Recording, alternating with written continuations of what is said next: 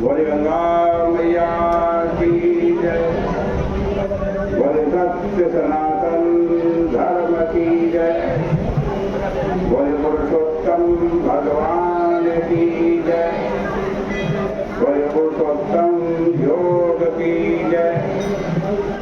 पतित पावनी कलिमल हारणी मंगलकारिणी मोक्षदायिनी माँ गंगा मैया का ये पवित्रतम तीर्थ हर की पैड़ी ब्रह्मकुंड है। पुरुषोत्तम का पावन महीना चल रहा है। एक एक दिन बड़ा पावन है, बड़ा पवित्र है। पुरुषोत्तम महात्मा के साथ साथ पुरुषोत्तम योग जो गीता जी का 15वां अध्याय है, उसकी चर्चा भी आप श्रवण कर रहे हैं।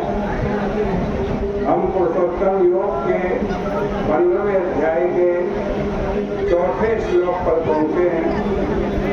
चौथे श्लोक पर भगवान बतला रहे हैं कि पदम तत् परिमार्गितव्यं यस्मिन् गता न निवर्तन्ति भूय तमेव चाद्यं पुरुषं प्रपद्ये यत प्रवृत्ति पुरुषा पुराणी।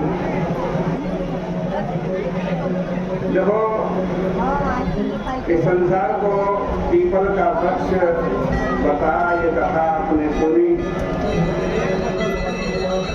और जिस तरह पीपल के वृक्ष की जड़ें, टहनियां ऊपर और नीचे दोनों तरफ फैली रही हैं, और उस पीपल के वृक्ष का कभी नाश नहीं हो सकता जब तक उसको काटा ना जाए। ऐसे ही संसार रूपी वृक्ष की जो वासना रूपी जड़ें हैं, वो ऊपर से नीचे तक फैली हुई हैं। ये वासनाएं भी कभी नष्ट नहीं हो सकती जब तक आप स्वयं उसको नष्ट न करें। तो सबको काटने का, संसार की वासनाओं को नष्ट करने का उपाय बताया कि असंग शस्त्रेण दृढ़ेन चित्वा, अर्थात असंग का शस्त्र ले,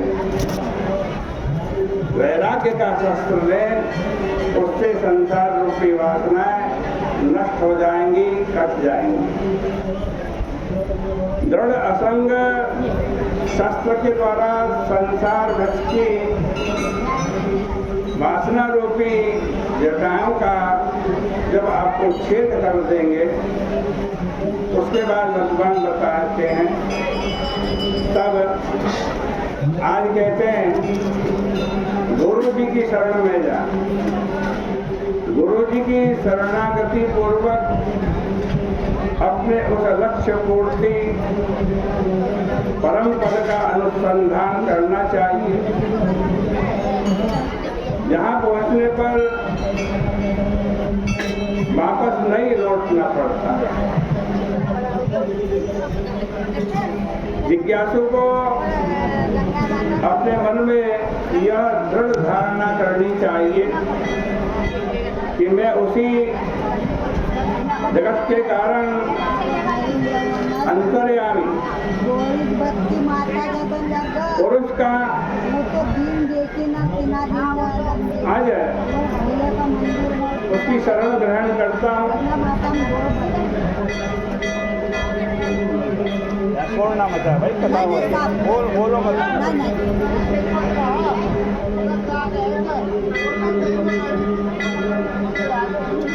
मैं उस अंतर्यामी पुरुष की शरण ग्रहण करता हूँ जिससे यह अनादिकालीन सृष्टि प्रवाह विस्तार को प्राप्त होगा।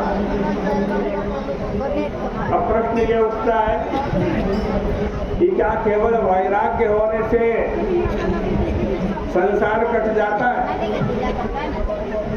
कहते नहीं, संसार वैराग्य से नहीं कटता। तो किससे कटता?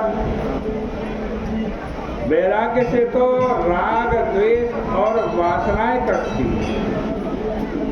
लेकिन संसार का बीज जो अज्ञान है उसकी निवृत्ति के लिए क्या करना चाहिए? ईश्वर को जानना चाहिए।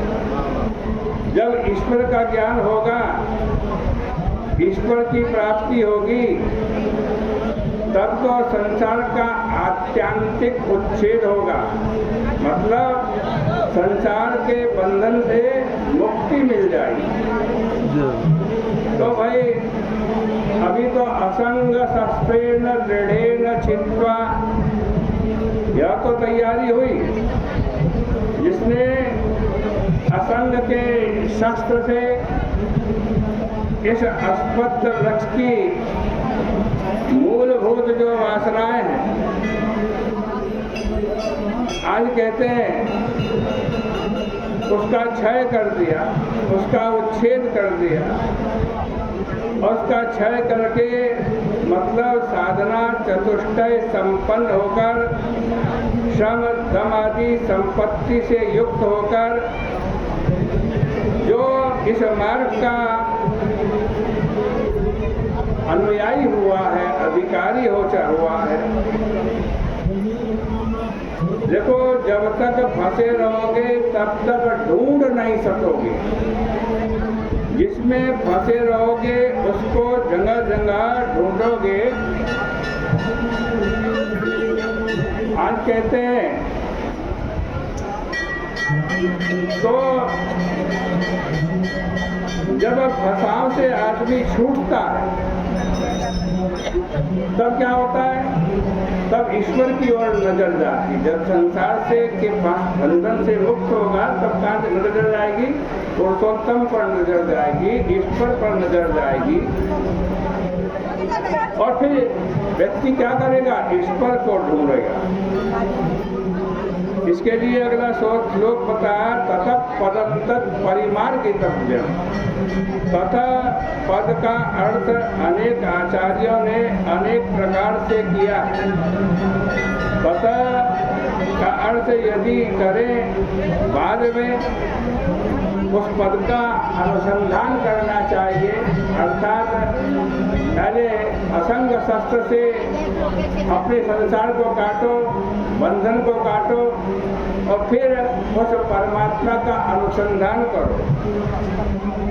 तो संस्कृत भाषा की जैसी प्रकृति है उसके साथ इसका मेल नहीं खाता, क्योंकि असंग शस्त्रेण दृढ़ेन छित्त्वा तथा तत्पदम परिमार्गितव्यम। असंग शस्त्र से अस्पष्ट को काटकर उस पद को ढूंढना चाहिए। यह तथा बीच में क्या आ गया? तथा का अर्थ बाद अथवा पश्चात नहीं है।